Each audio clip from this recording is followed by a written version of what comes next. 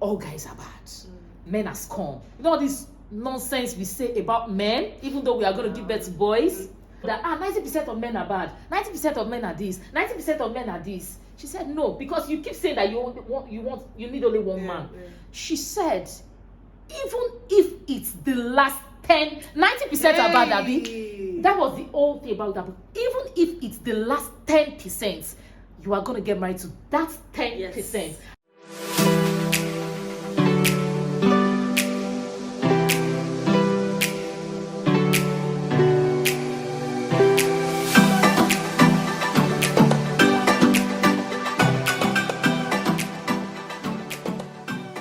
As much as I wanted to get married, if it didn't happen that year, it wouldn't have been the end.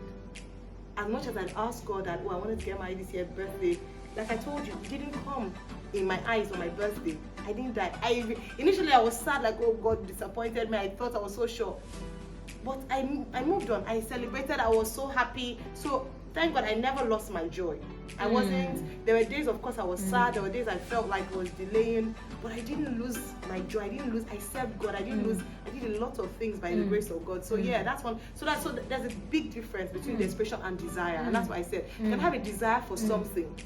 So if I have a desire for if I like a nice bag, I won't go and steal to get the bag. That's desperation. It wouldn't be whatever measure it would take to get it. I wouldn't. I won't go against the word of God just to get it. I won't manipulate God's word. Because there was a time, the year before 2 years before that, a guy that we didn't share the same faith was so interested. And Atilola, he ticked my boxes. Wow. Tall, dark, he was, let me use the word infatuated. He was so into me, successful, spoke well. We had a chemistry. We really got along very well. But I couldn't get past the fact that we couldn't agree on that. And so when he would tell me that, no, he was willing to go ahead, I was the one he was like, I was being brainwashed. I said, see, my relationship with God is the most important thing to me. How can I live with you for the rest of my life and we don't share that? You understand? So you don't share my number one passion. That's going to be a big problem in the long run. Because when I'm passionate about Jesus and God, you don't see any. It would have. So even beyond what we're told is that even breaking it down to normal things is like saying that people divorce for not even having the AC on or off or pressing. Then the fundament, what makes my life tick, what gives me my essence, you don't believe in it, or it's going to be a problem. It's not even because of you're a great guy. I wish I could, but I already see it as it's going to be nice now, but it's going to be a stumbling block because I want someone I can share my passion with, my number one passion with. That's what me and most of my friends have in common that makes it deeper for us. They're you that I want to marry. I like you, but my brother, I love God more. For me, I think that place of rest is very important because I got to a point where I think I was in one very nonsensical relationship 2 years before, and then I was like, you know what? I think I like singleness better. Someone needs to make that decision. I think I like singleness, and I was like, you see what? I was having a ball in my father's house. I was traveling. It was simply that I just wanted to be going for a sister's wedding. Like I don't have no business in Manchester going for somebody's sister's. I was traveling the world. I was writing books. I was doing concerts. African Naturalistas was going so well. I was like, no, I think I like this life.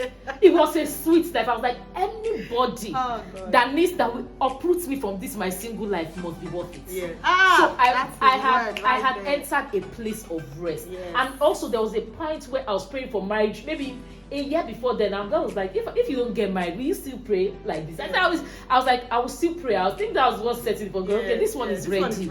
Like, in fact, it's almost ironic when you are not now too, when it's like it's not, you're dead to it. Yes, I so if was you give it to totally me or you don't gone. give it to me, we're good.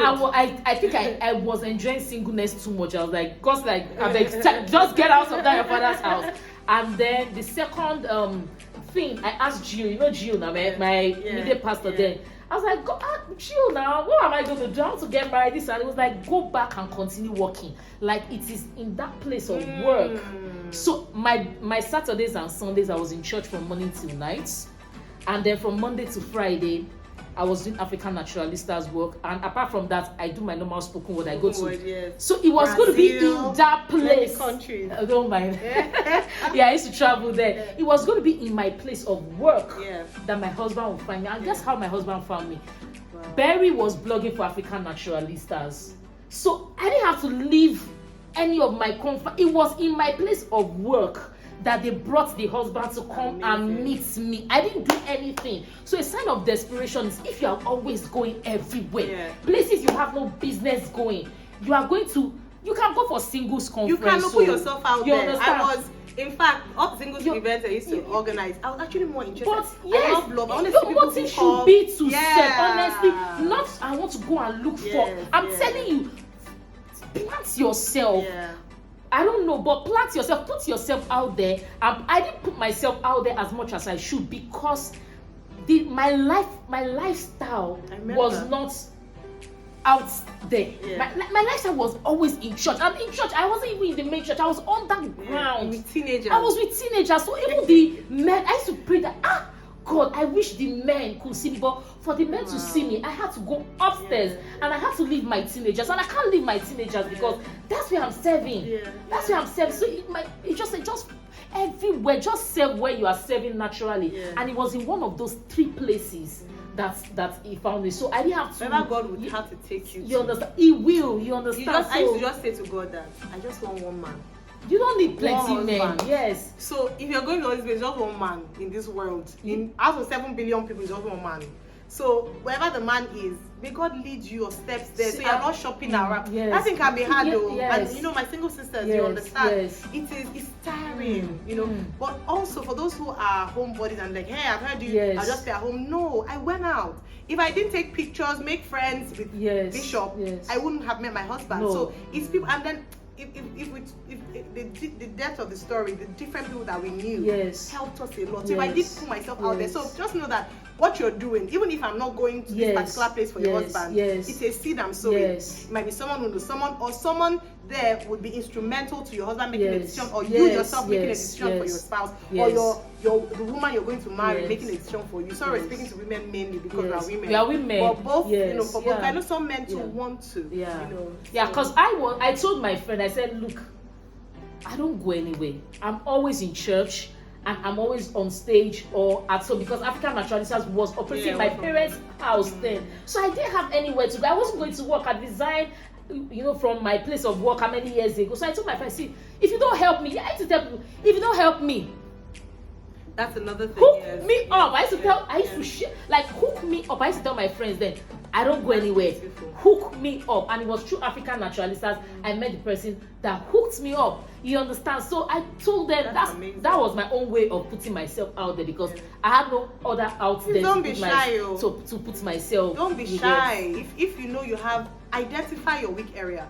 If your weak points, like Atilola had identified, is that you are not an extrovert, or your work. I know some people who work mainly from home, especially with this work from home. So you're always at home, or you live in a city where you don't get to mix with a lot of people because it's very insular. Then ask people. I tell people, Joy, come for Zoom meetings. Put your nice picture up. Be typing in the comments. Be visible. Don't sit down there. Don't put yourself out. You know your me. The kind of job I did, I was very visible. Interesting. I thought it would come from one of these. I had many referrals, many introductions, etc. But they were not the ones. I was in fact, unlike Atilola, I was one of the team members of the singles committee in my church. Not because I just love love. I just love seeing connections happen. I was an MC, so I was always hosting events.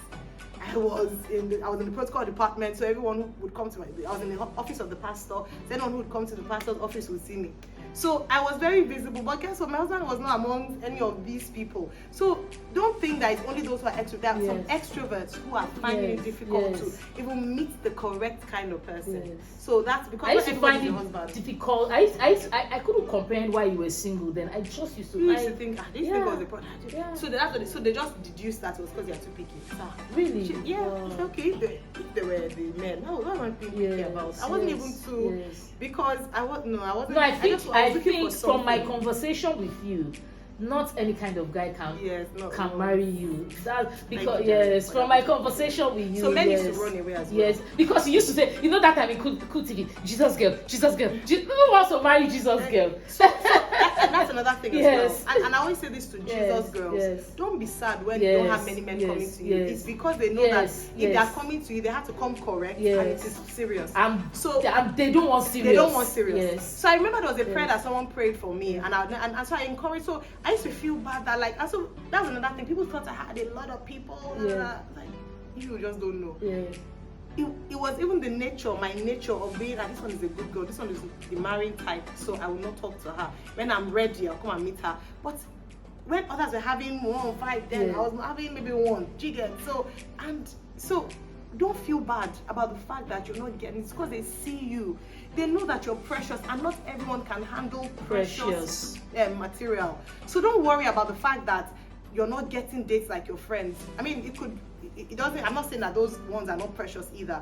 I'm just saying, he said something to me. He said, the Bible says that those that know their God shall be strong and they shall do exploits. They'll be bold. That anyone who doesn't know their God will not be bold enough to come and speak to you. But that is prayer, of course. Because really and truly, the guys who came to me, and I'm not lying, the guys who wanted something serious. So I don't have many guy toasters, but the ones I have, many of them I'm still friends with today because it was out of respect, it was out of, this girl is, that sort of, the other ones will come and meet me, come and talk, I'm like, you didn't see me. But they knew what they were looking for, and some maybe was just not naturally attracted in that way. So just know that and know peace. Don't worry. You don't need to date 100 men. You just need one. So that one might come just as you're about to get married. So don't worry about the fact that I've never even dated anybody. Just pray to God to lead you to let the one come and you meet. That was what I used to say to God. I don't need many. I don't need to have in fact, when you get married, you find out that the less better. Yes, exactly. Like peace of mind. Because I didn't have so many tools, and I think I used to ask Gio then, why are guys not coming to meet me? You say they can't. You say like they'll look at you from you say like they can't because married men need to come and meet me. They just come and why do married men come and meet you and say I want to make you my side? He said they can't. Like look at you, like they can't fit. They fit. Like they look at you from where to that. They know that there's nothing there. So he just said, don't worry, it's not like your type they are looking for. And I say, okay, that's a compliment. Even though I don't I take it as a compliment. I wanted to toast study when I say about I don't want man. Yes. So no, they can't come and meet you. But I want to say something, and God's laid on my heart to say it again because you have said it over and over again about don't worry and everything, and talking about not compromising. When I was younger, I used to read. I used to go to I was a Pastor Bimbo child kind of thing, and I used to read some books. So I read a book called The Last 10% by Michelle McKinney Hammond. It's a novel. You understand there when and how ladies are always talking about how all guys are bad, men are scum. All this nonsense we say about men, even though we are going to give birth to boys. Thank you. And everything. Thank you. And she said it doesn't matter if. So that there was one word that 90% of men are bad, 90% of men are this, 90% of men are this. She said no, because you keep saying that you need only one man. She said even if it's the last 90% are bad, Abby. That was the old thing about that. Even if it's the last 10%, you are gonna get married to that 10%. And if you've not read it, well, it's an old novel now because I read it as a teenager. It is the last. You only need the 10%. You only need one. 90% are bad. That's what the book is about. The last 10%. And I held it as a teenager. I don't care if men are scum. They say men are bad. Yes, 90% of men are cheats. 90% of men are liars. 90% you don't need 90%. So I will marry out of the last 10%. Please, if you know that has been your fear, hold on to that. And that was what I held on to. That I got married to my own husband that doesn't cheat, doesn't womanize, doesn't. If you see, my husband is a man that you will even be afraid of. When it comes to all those things, I got married to the last 10%. 100%. Please show a picture of your husband as you're just No. a hot sauce. Hey. You understand? I got married to the last 10% because I held on to that. Because I also feel that they say all women are bad. Me too. Okay, all women are bad. But me, I'm not bad. And also say that just all to this buttress your point. nonsense. Another angle that some women, especially as you advance in age, is that they start telling you that the crop of men have reduced. Yes, it's a lie. So that you have a smaller pool. No, there's some truth. Okay, as in when you are aging, older, or yes. they'll just maybe marry a widower. I mean, there's nothing wrong with that. Yeah, there's nothing wrong. You can marry, but I'm saying that for some people, or you just they want to box you in. I think that's where the challenge is, not because of your choice. If that's your choice, please, God might have preserved you for that. But if they are boxing you into, oh, these are the only kind of men you can marry, one of the things I used to say to God was that my getting married did not take you by surprise. I didn't turn 32, and God now thought, oh, Ayo has to marry. Hey, let me look for who are the available men. Before I was formed, he knew I was going to get married at a particular age, and he knew the man I was going to get married to. Yeah, that man is somewhere. Wow. In this world. Yes. God, it's not an afterthought. Oh my God. God is not just going to start, hey, you're 35. I've been looking after your career. Let me now get you husband. Let me get you husband. Before you were born. So what I used to pray for was that my husband is preserved. He won't marry, if he's going to marry somebody first, however it is. My husband is preserved. Yes. Anyway, so I was even praying for him sometimes. And not those evil prayers that, oh, your girl, just praying that he will succeed. Okay, since I've not met you well, at least since I've not met you, when I meet you, let things be good for you because we haven't, so let him be blessed wherever he is. I could just imagine, what was he doing? Because God is intentional. God did not think that you were not going to need did Adam ask for Eve? Did Adam even know what a wife was? But God said, it's not good for a man to be alone now, give me a helper. He didn't even know how to pray for a wife because he didn't know that existed. We don't know how to pray for what we need in the future. That's the truth. It is God. That's why we lean on God. We don't ever underestimate that. So please, your getting married is not taking God by surprise. He knew you were going to there was going to come a day when it would be time for you to get married, and he had already sorted that part out. So please don't be afraid that I'm being let. Oh, what if I don't have another good man? All good men, your own good man. Don't forget again, your own good man is waiting for you. It's not a married man; it's your own man. Yes, it's not. You're not going to have to snatch him from one woman.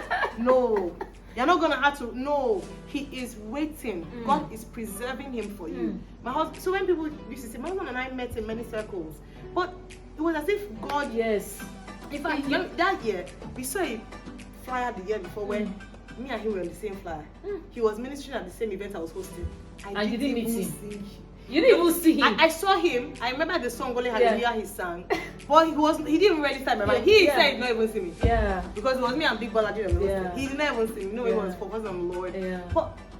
But guess what? He said it was good from both our parts. We're not ready. Yes, now, like my husband and I, we met at the people that hooked us up. They were a married couple, and I went for the wedding, and he was on the train, and I didn't even know yet. I've got to look for everywhere. I appeared in that picture. It was nowhere around. So we didn't even know. Like, imagine if you had met them. Probably. So you might have met your husband, though. We have met you that just. You might have even sat in the same committee with the person. Very so true. Ask the Holy Spirit to open our eyes. Yes, the way God does things. Okay, so Ayo, let's be very realistic now. Let's calm down. Let's come down from these heavens and holies of holies that we have entered. Now that you have gotten married, you met your husband, got engaged, got married, and everything in one year, do you sometimes wish that you had known him for, knowing his strengths and his weaknesses, him know your strengths and weaknesses with challenges and everything? Do you sometimes wish you had, not gotten married in 1 year, you had actually courted for longer, been friends for longer? Because I know that 1 year marriage miracle means that you will have to continue friendship in the marriage, unlike some people that had the opportunity to be friends during courtship. Do you sometimes wish that you had courted for longer? You don't want to be realistic now. That's a good question. I think there's an advantage to both. Yeah. The honest truth is that when I look at my wedding picture, I look at it like, you don't even know what you're doing. Like, and then I say to myself that, no, not to myself, I say to God, thank you that you had my back. Because I went off by faith. Yeah. Do you understand? Like, I don't know, and truthfully, you might date someone for 5 years and not know the person. You fall into the hand of God. Yes. So, what I am grateful for is that I was led by God. That's the only thing I was doing. You are in my mind. Because the advantage of the 1 year was that our honeymoon sort of stretched for a bit, because we're just trying to get to know ourselves. So we were friends. Then we haven't had children. We're going to get 5 years, and it also didn't complicate. Maybe if we had children earlier, because then would have been forced into straight from okay, so it maybe strengthened your bond. Yes. So we have been together so we travel together, we do things together. Then I was very intentional. So remember that my single season was my preparation season. Okay. So I attended a lot of seminars, read books, and so on. So there were some things I already had. So the way you have a vision board, I had in mind of how I wanted my marriage to be by the grace of God. So there were some things I set in place. I wanted us to do things together. I wanted to be involved in his work as it was in mine. So I would be intentional about those things. Even little things like I wanted my husband when he's going out to kiss me, and you know my husband is not like that on a normal day. But he does it. I love the fact that he's very let me use teachable. He's not so like, I think that's one of the best things. My sister is one of the best. He's not rigid. Yes, he's married somebody that is willing to learn and not stuck in his ways. I know this way I've been doing it. No. So I'll go, I'll kiss him. I'll tell you, now when I go, before he goes out, he just turn his way because he's expecting it. So it's so he'll come sometimes he's not. So I like that. I want a home where our children see their parents kissing before going out. So there's a way I wanted to set the home by the grace of God. Wow. So before that, I was quite intentional. People used to say then stand a wife who is supporting her husband. I didn't want us to live separate lives. And that happens sometimes when you both of you marry at an older age, because you're set in your ways. I'm used to doing so. This is my so marriage is marriage. I wanted it to fuse. So I would go with him to. As in, I would have jobs. I'll ask first what's his own plan. We'll go together. He'll tell me. To him, it's not a bit like, don't worry, don't stress yourself. I just said, no, I want to stress myself. I was involved in his ministry. So now, we now do stuff together. That's the dream I wanted. Wow. I wanted a home my parents' marriage. I wanted a home where both of us did things together. I wanted a home. People don't know that it's God, my husband, our family, church ministry, work. In fact, work sometimes comes before church. So if one of those things want to bring division between me and my husband, I believe you. Do you understand? So the only thing that comes before him is God. And that was what we had learned, we had internalized, and that's the same for him. I must say that was important. In fact, before we got married, we used to tell his family, and he's the first boy. So we used to tell his family that my wife comes first, before he even had a wife. In fact, when we first got married, I'm like, you're behaving like someone that they used to starve him or wife him. You know, he was like, my wife comes first. I put it so that nobody. So, and he exemplifies that. So please, what you're saying, begin to make plans for what your married life should look like. Don't let it happen on you. Plan for situations. Plan, okay, this is how I want. Okay, I want to eat fresh fruits in my house. This is how I want my home to be. I want my home to be a haven of peace. Begin to pray about it. You can't pray about everything because when you get into marriage, you see something that you didn't even know that you needed prayer for it. So back to the question. If you had to do it again, I won't mind at all. You won't mind getting married, meeting and getting married and everything in 1 year because you are sure that you will be led by the Holy Spirit. I give you my husband's answer. If we're going to marry eventually, all we're just going to be doing is just prolonging the time. Because you don't know, you're marrying the person. Do you understand? I haven't discovered anything post that made me think, of course, sometimes, you know how marriage is, and I think it happens to everyone, be like, are you sure? On a day you have a disagreement or you fight, you're thinking, what if I waited? Maybe I should not marry you. Yes. There's nothing I'm saying, you don't know that I could have married in this life. Okay. So, maybe, but do you think that maybe knowing some things about him, if maybe let's say it was 2 years, would have helped you understand him, how to handle him better when you got married? Not really. Okay. Not really. I'm even happy because I was like, maybe if I'd seen some things, you might have been discouraged. The combination and everything just worked out together. Yes. That's why. Honestly, I've thought about it. In my angry moments, I'm thinking, I should have waited. But really and truly, in my sane moments, when I'm being objective, I would say that as long as, because honestly, I do not know, with the benefit of hindsight, you really cannot know someone in 1 year. No, you can't. With the benefit, so I'm looking at that picture and I'm thinking, God really helped us. Because if God didn't help us, who was I marrying? I don't know. Yes. I was just happy we're getting married. And I was like, okay, God is a good man, he's a God man. I knew his friend that said was a good man. But if he had changed, I wouldn't. And that's what Pastor Bimbo used to say, that marriage is one of the greatest acts of faith you can ever take. Because you don't have a clue of what will happen the moment you say I do. Wow. We just hope and pray for many of us. So that's why it is important to do it. Let God lead you. Wow. Let it be. It's too risky to do it without God. Wow. It's too risky. Wow. It's too risky. So people that have done it without people like I don't know. I salute so because I don't know how they do it. I don't know how they do it. I don't know how you, because I'm grateful to God. I thought that's what I was saying. If you can, and Pastor Bimbo used to say that as well when she was here, that when you're younger, you can take out time to get to know yourself and know him, so you love coaching. When you go older, most of you are coming armed into that relationship. You are coming into a relationship armed with information. Do you understand? So you're coming already informed. You are not so at that time, when you're older, you know in less time whether you can be with somebody or not. Do you understand? Because you're already coming to your own, person's coming to their own, you can know, we're not children, let's not play around. That's why I feel that 1 year marriages happen, especially with older people. At that time, you know yourself, you know what you can take, you know what you cannot take. You can assess the situation better than someone who's just, all up in their feelings. You can remove feelings a little and, be a bit more objective. But feelings are important, please let me just say that. They are, oh gosh, they are. So, so I'll say that I'm grateful. I am grateful.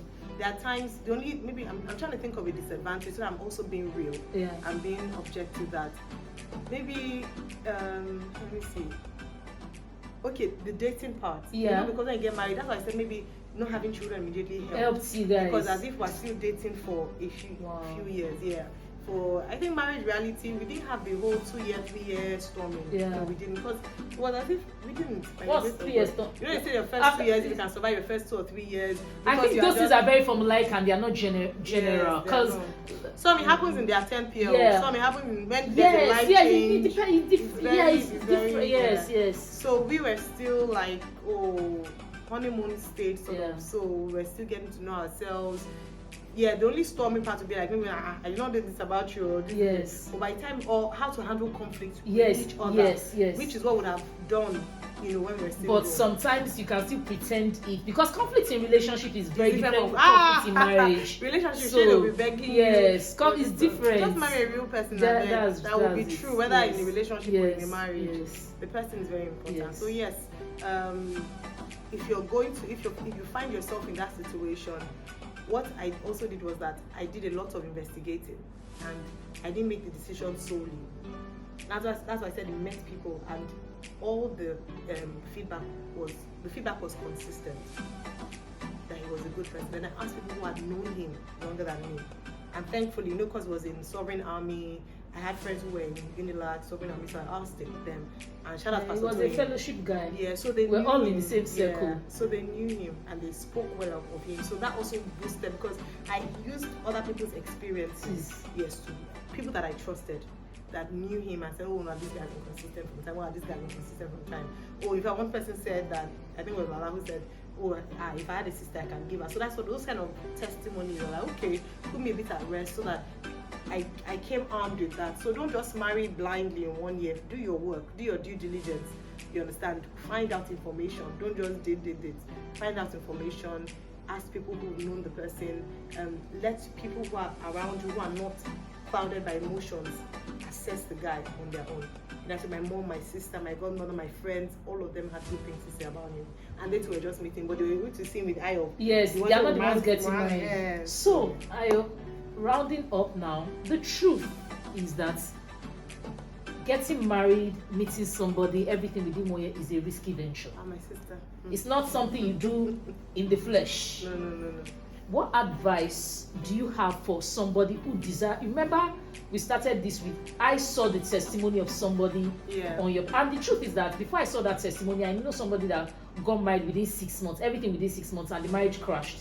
When they told Christians, well, I don't even know whether to call them Christians, but church people, basically, the marriage crashed, the foundation was wrong, right? From this, they were older people, the foundation was wrong and the marriage crashed. So when I saw, maybe that's what made me. I can't even Okay. remember the comments I dropped, but I know Yeah, that yeah. I enjoyed them. But it wasn't something was a bit I of desired. skepticism, I didn't yeah, desire yeah. because I always wanted that 2 years formula. I also didn't want You that. understand? Interesting. Yeah. Like I was just sharing their testimony to Yes, encourage yeah, others. to encourage, and it's, I wanted a 2-year. but that's what I held on to. Yeah, can you Or imagine? I knew that it was possible because I saw it Yes, on your blog, yes, yeah. and then you saw it in my life. Yeah. But the truth is that it is risky. Yeah. It is yeah, risky. Yeah. Even whether you are a Christian or you are not a Christian, is a risky thing. It's not like you were friends, then you now started a relationship. not even You like didn't a even friend know from- the person. You meet the person for the first time. You cut. You Yeah. meet the person. You do premarital. It means that all through that 1 year, it is marriage activities back to back. Yeah. What advice do you have for somebody who desires this miracle? Because it's a miracle. It is. But does not want to get into trouble. What advice you have for that To be person? honest, in being real, I don't think I'm qualified to give an advice because it wasn't like a formula that Yes. I use or I have. So I was okay, we do it this way. But so I would say that by the grace of God, I don't want it to sound too spiritual, but we're spiritual beings. But what I would say would be that I've already said one: do your due diligence, spiritually and physically. Pray about it. Get your conviction, get your word from God, so that times when you're not sure. I was telling my husband, even on the day he was going to propose, because he was trying to make it a surprise, but I knew he was going to propose. I went to my man and asked him, are you sure this is it? So you would have doubts like that, but you need to have a word that you know that you're sure of. That, okay, God says, go ahead, I'll support you, I'm with you. 2, don't do it in isolation. Carry people with you. Carry your friends, your family members. At that point, be extra. Don't be too careful. Err on the side of caution. Check, watch. You understand? Enjoy you. I don't know how you manage both, but check. Look at the things that are being said or not being said. Look at the actions. Put yourself in scenarios. Talk a lot. Ask questions. Don't just go out on dates and enjoy the romance. It is an interview. Ask questions. Let people around ask questions. Put him in situations with you and your friends. Let them observe and be willing to listen to what they say. And not friends who are psychophants, people who will tell you the truth. That if it is not it, I mean, my mom wouldn't lie to me. My mom wouldn't tell me just go ahead. She would, if she saw some comma in him or anything. And guess what? They might see 1 or 2 commas. So, but you know if it's negotiable or non-negotiable. Do you understand? There's some things that I saw in him. I thought, I don't really like this. But there were things I felt like we can work with it because there's no perfect human being. There's no perfect human being. And I'm sure there's some things in me, obviously, that he saw that he thought, but he was like, we'll push. This is and he was. I think one of the things I really leaned on was his own conviction. He was so certain. He was so, So those things really help. And then question your motive sometimes. Why am I doing this? Am I desperate? Do you understand? Let's be real with ourselves. That's the truth. Yeah, Motive is a strong thing. Would you be willing, if you saw something really serious, a week or a month to your wedding, would you be willing to call it off? Even if it's a date to your wedding. Yeah. Pastor Bimbo says a broken courtship is better than a broken marriage. Even if it's on the wedding morning. Yes. As difficult. I know it's easier said than done. But even if you're willing to walk away, be willing. Do you understand? So that's what so pray a lot, enjoy the courtship, enjoy the friendship, ask a lot of questions and carry people along. Let people. Then Olive was our chaperone. She used to go with us everywhere. That was also meant to help us keep ourselves. But it was also good to have people here. I liked hearing testimonies about him from my friends and that were good because it gave me. At the end of the day, I don't want in marriage. Yes. So don't go based only on friends. If you're unsure and your friends are saying yes, don't go into it.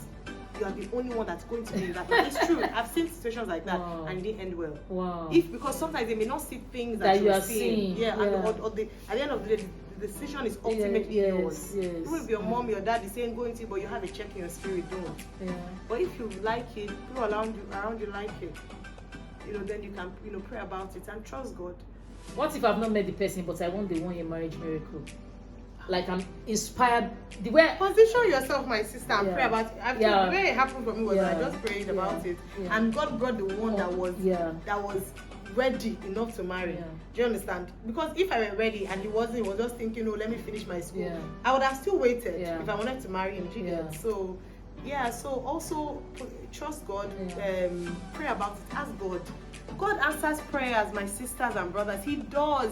And he doesn't just answer the give me mountains, give me fire. He also answers the ones like give me husband, Yeah. give me wife, give me this kind of. He does. He's your father. Talk to him. Yeah. Tell him your heart desire. Yeah. If he feels like it's not good for you, he will give you the grace to understand and say, no, wait, daughter, this is not for you. But if he says, okay, let's go, do it. I think that I have always used this formula as even when I was single. Yeah.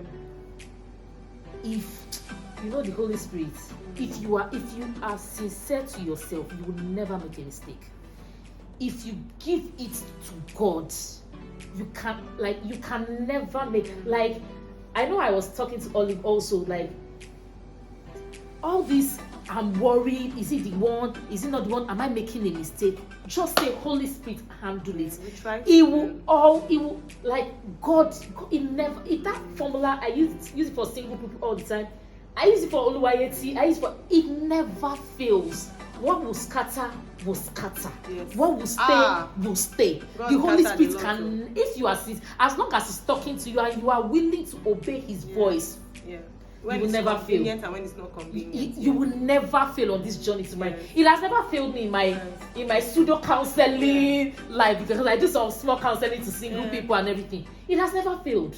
It always, like, God, it can't fail you. So if you are scared and everything, give it to Him. If it's His will, it will work. If it's not His will and you are going to listen to Him, it will just dissolve. Don't make it will be fine. Just speak to your Father. It will. So it never fails. Give it to the Holy Spirit. We're telling you is that talk to God about it and be sincere. Because some of us are not sincere. Yes. We are not. You scarcely just you be holding on to. You should talk, but in your heart, you are holding on. No, this one is be married. Sincere. It's real. It's real. It has never failed. Yeah.